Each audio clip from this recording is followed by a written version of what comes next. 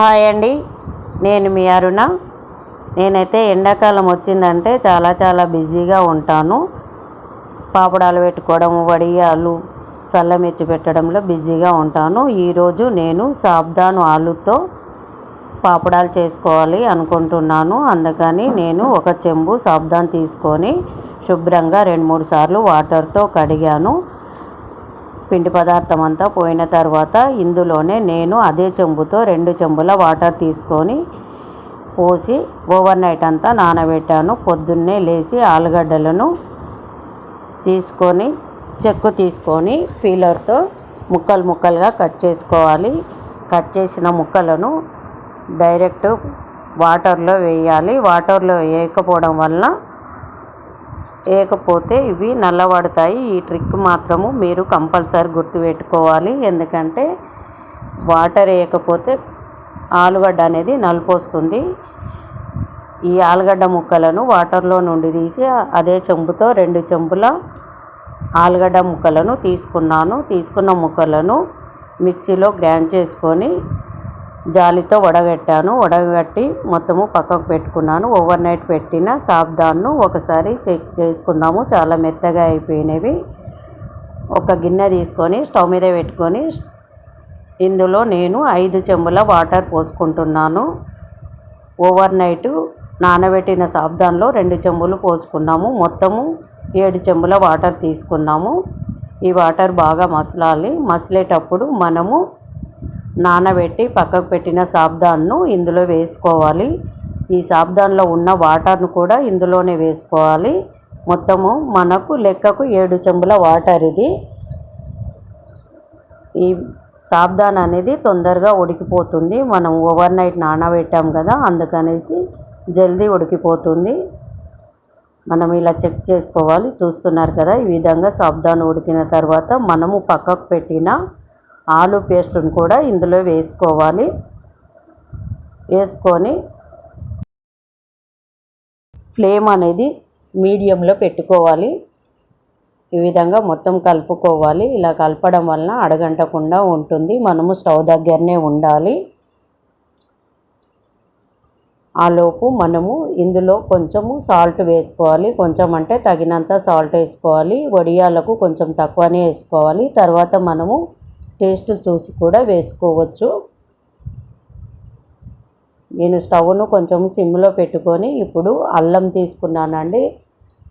2-3 ఇంచుల అల్లం ముక్కలను 2 తీసుకున్నాను. నేను ఒక 10 పచ్చిమిర్చి తీసుకున్నాను. అవి అన్నీ రోట్లో వేసి కచ్చాపెక్క దంచుకోవాలి. ఇందులోనే 2 స్పూన్ల జీలకర్ర కూడా వేసుకొని జీలకర్ర కూడా దంగేటట్టు మొత్తము దంచుకోవాలి. ఇలా దంచడం వల్ల టేస్ట్ చాలా బాగుంటుంది. మిక్సీలో వేసుకుంటే మెత్తగా అయిపోతుంది. అందుకని ఇలా కచ్చాపెక్క దంచిన పచ్చిమిరపకాయల పేస్టు, అల్లము, జీలకర్ర ఫ్లేవర్ అనేది చాలా బాగుంటుంది పాపడాలలో. ఇప్పుడు మనము దీన్ని మొత్తము తీసుకొని పక్కకు పెట్టుకుందాము. చూస్తున్నారు కదా, సాబ్దాను ఎలా ఉడుకుతుందో. మనం సిమ్ చేసి పెట్టాం కదా. ఈ విధంగా సాబ్దాను ఉడికిన తర్వాత మనము దీన్ని దించి పక్కకు పెట్టుకోవాలండి. కనీసం ఒక 20-25 నిమిషాలు ఉడకాలండి. అంతేనండి. మనము దించి పక్కకు పెట్టి కొద్దిగా చల్లగా అయినాక ఈ పచ్చిమిర్చి, జీలకర్ర, అల్లం పేస్టును ఇందులో వేసుకొని కలుపుకోవాలి. ఇందులోనే కొంచెం కొత్తిమీర కూడా వేసుకోవాలి, సన్నగా తరిగిన కొత్తిమీర.